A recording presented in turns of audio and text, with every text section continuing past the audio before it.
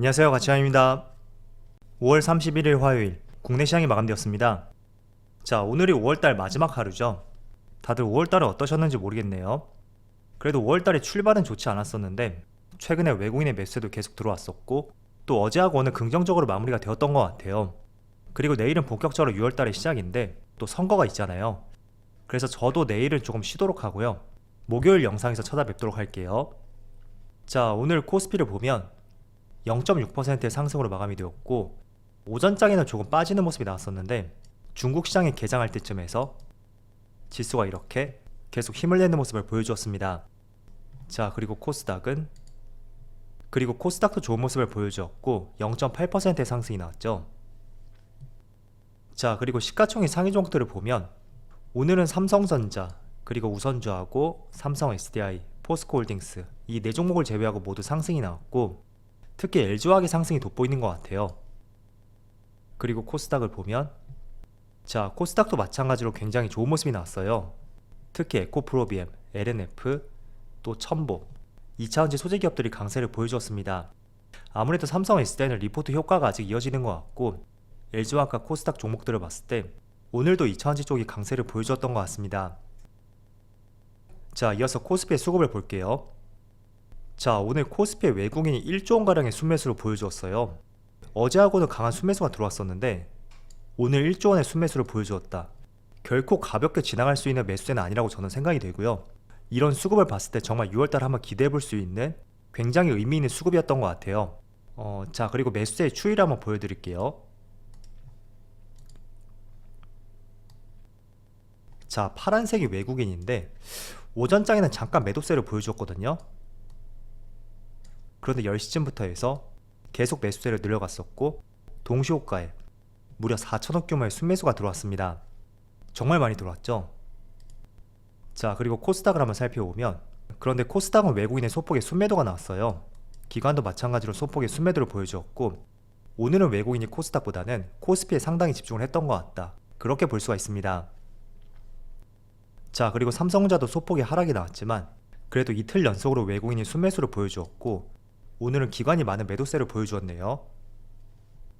자, 그리고 오늘도 약세를 보여주었던 삼성 SDI, 하지만 오랜만에 외국인의 순매수가 들어왔고 기관이 나홀로 순매도를 보여주었습니다. 그리고 3거래일째 강세를 보여주고 있는 네이버, 오늘까지 4거래 연속으로 외국인의 순매수가 들어왔고 기관은 소폭의 순매도가 나왔죠. 자, 그리고 자동차 대표주인 현대차가 오늘 외국인의 순매수가 상당히 많이 들어왔어요. 그래서 오늘은 전반적으로 외국인의 매수세가 정말 강했었던 하루였고 대형주에 상당히 많이 집중이 되었던 것 같습니다. 자, 이어서 주체별 매매 동향에 대해서 살펴보도록 하겠습니다. 5월 31일 외국인이 가장 많이 매수한 종목은 SK하이닉스, 삼성전자, 기아, KB금융, 네이버 이렇게 5종목을 순매수 상위종 올렸습니다. 자, 역시 외국인이 매수세로 들어오니까 그 대표적인 종목은 반도체가 될 수밖에 없겠죠. 앞으로도 외국인의 매수가 꾸준히 이어진다면 분명히 이 두 종목 쪽으로 많이 들어올 거예요. 그리고 기관의 LG화학, 하나솔루션, 현대모비스, S오일, SK이노베이션 이렇게 5종목을 순매수 상위종 올렸습니다. 특히 레버리지 상품에 많이 투자를 했네요. 자, 이어서 글로벌 증시를 살펴볼게요. 어제는 미국 시장이 휴장이었어요. 그래서 참조하기는 조금 어려울 것 같고 그럼 앞서 유럽 증시를 한번 살펴볼게요. 독일 지수가 어제 0.8% 상승으로 마감이 되었고 3거래일 연속으로 양봉이 나오고 있죠. 그리고 지금 장중에 열리고 있는 일본 니케이는 소폭의 하락을 보여주고 있고 반대로 대만은 소폭의 상승을 보여주고 있습니다. 그리고 중국의 상해지수가 0.7%의 상승을 보여주고 있고 현재로서는 가장 흐름이 좋은 것 같아요. 자, 그리고 국내 시장도 그렇게 흐름은 나쁘지 않은데 지금 촬영 시점이 오후 2시쯤 되었고 0.23% 이 정도의 상승을 보여주고 있습니다. 자, 그런데 공교롭게도 어제 60일선을 터치하고 주가가 밀리지 않고 오히려 뚫고 올라갈 것 같은 굉장히 긍정적인 움직임을 보여주고 있고 제 개인적인 생각을 말씀을 드리면 6월달에는 뚫고 올라가지 않을까, 그렇게 판단하고 있습니다. 물론 다음 주에 발표되는 소비자 물가지수 체크도 있어야 되고 또 6월 FMCA까지 중요한 이벤트가 다 지나봐야 되겠죠. 자, 그렇지만 제가 60일선을 돌파할 가능성이 있다, 그렇게 내다보는 이유가 자, 오늘자 환율을 한번 살펴볼게요. 지금 현재 0.18% 하락을 보여주고 있고 어느새 1236원까지 환율이 많이 빠지는 모습이 나왔습니다. 그리고 좌측은 1년간의 차트고요. 우측은 3개월이에요. 한때 5월 중순에 1290원까지 올라갔었는데 상당히 많이 진정이 되었죠. 자, 그래서 최근 며칠 동안에도 보면 이렇게 환율이 조금 안정화되는 추세를 보여주었고 그 때문에 외국인의 수급이 지난주 금요일부터 조금씩 매수가 들어오고 있잖아요. 자, 일단 제가 환율은 여러 차례 말씀을 드렸었는데 우리가 98년 IMF 이후부터 지금까지 1300원을 돌파했던 적이 단 3차례밖에 없었습니다. 98년 IMF하고 이때죠. 2000년 초반 IT 버블 당시, 그리고 2008년에 글로벌 금융위기, 그때 단 3차례밖에 없었는데 공교롭게도 98년과 08년 금융위기, 그때는 금융시장의 위기가 동반이 되었습니다. 자, 그런데 지금은 1300원 근처까지 올라왔다고 하더라도 금융시장의 위기라고는 볼 수는 없잖아요. 그래서 환율이 1250원에서 1300원 사이 이 구간에 접해 들었다면 항상 묻어두면 주가는 올랐었다. 그 점을 과거 데이터를 통해서 확인해 볼 수가 있습니다. 제가 크게 3가지로 화살표로 말씀드렸는데 다 이렇게 환율이 고점을 형성했을 때 이런 구간도 마찬가지죠. 자, 그래서 우리가 항상 이런 것을 알아야 돼요. 주식시장에는 영원히 악재가 산적한 곳입니다. 지금 금리 인상 이슈하고 인플레이션, 경기 침체, 이게 완전히 없어진다고 하더라도 그것을 대체할 수 있는 새로운 악재가 발생이 될 것이고, 이렇듯 주식시장은 항상 악재가 존재하는 곳이고 절대로 이 악재가 없어질 수 없는 굉장히 불안정한 시장 중에 하나예요. 자, 그렇지만 항상 우리가 투자를 할 때 그 악재가 모두 해결이 될 때까지 기다렸다가 투자하는 것은 굉장히 후행적인 투자가 될 수 있습니다. 제가 극단적으로 말씀을 드리면 이렇게도 될 수 있을 거예요. 작년 중순부터 주가가 계속 빠지고 있죠. 만약에 내가 악재가 해소가 되고 주가가 안정이 될 때 진입해보자, 그런 생각을 가졌다면 이렇게 주가가 상승이 다시 나올 때 이런 구간에 매수할 가능성이 높습니다. 자, 그러면 이 하단에서 매수했던 주체들에 의해서 또 차익 매물이 나올 수 있고, 내가 매수한 즉시 아무리 시장 상황이 좋다고 하더라도 또 주가가 빠져버리는 이런 현상이 발생될 수도 있을 거예요. 그래서 여러분들이 이번 시장을 통해서 많이 깨달은 것이 있을 것이고, 제가 하나하나 짚어드리지 않는다고 하더라도 개인들마다 조금씩 차이가 있을 거예요. 그렇지만 한 가지 말씀을 드리고 싶은 부분은 주식시장은 영원히 악재가 존재하는 곳이고, 지금의 악재가 사라질 때는 또 다른 악재가 새롭게 떠오를 것이다. 그게 수십 년 동안의 주식시장의 역사였습니다.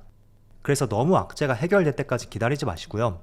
지금 시장을 누르고 있는 이런 악재들이 있죠. 여기에 추가적으로 말씀을 드리면 중국 봉쇄, 이런 악재가 해결될 때까지 기다리는 것이 아니라 시장이 그만큼 많이 반영이 되었고 더 이상 이런 이슈가 시장을 해치지 않을 수 있다는 그런 생각이 들었을 때, 즉 그런 생각이라는 것은 주식을 오래 하신 분들이라면 조금은 감이 잡힐 수도 있을 것이고, 내가 그런 감이 부족하다면 조금 전에 보여드렸던 환율 지표, 그런 것들을 통해서 조금은 바닥을 잡아볼 수가 있고 내가 선제적으로 진입할 수 있는 그런 생각도 가져볼 수가 있겠죠.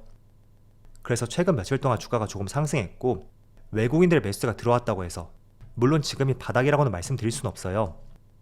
그렇지만 환율과 코스피의 수십 년간의 차트를 봤을 때 항상 1300원 근처, 그때는 항상 묻어두었다면 며칠이 걸릴지 모르겠지만 항상 수익으로 연결이 되었다. 그 점을 참조를 해보시면서 시장을 대응해보시는 것도 좋을 것 같아요. 자, 그리고 중국 봉쇄 정책, 상하이가 6월 1일부터 사실상 봉쇄가 해제가 되는데, 자, 4월 한때는 2만 명을 돌파했었던 코로나 확진자 수가 어느덧 31명으로 상당히 많이 줄어들었습니다. 물론 단계적으로 해제를 한다고 하지만 어쨌든 주식은 선반영되는 곳이고, 그런 점들을 봤을 때도 글로벌 유통망의 병목 현상을 담당하고 있었던 중국의 봉쇄 조치, 그게 조금은 해결될 조짐을 보이고 있고, 이런 부분도 6월달부터 시장을 조금은 우호적으로 볼 수 있는 중요한 요소가 될 것 같습니다. 그래서 6월달에는 조금은 기대해볼 수 있는 이슈가 2가지 있는 것 같아요. 첫 번째는 바로 환율이죠. 환율이 고점을 형성하고 1300원을 돌파하지 못하고 지금 며칠째 계속 하락하는 추세를 보여주고 있고, 또 두 번째는 지금 보시는 중국의 봉쇄 조치, 이게 6월 1일부터 해제될 전망인 만큼 이런 것도 꼬여버린 공급망이 해결될 수 있는 좋은 재료가 될 수 있겠죠. 자, 그래서 6월달에는 제 개인적인 의견은 지난 8월달부터 5월 말까지 10개월 동안 60일선을 돌파하지 못했었는데, 이런 긍정적인 재료로 인해서 6월달에는 좋은 흐름을 보여주지 않을까, 그런 생각을 갖고 있고요.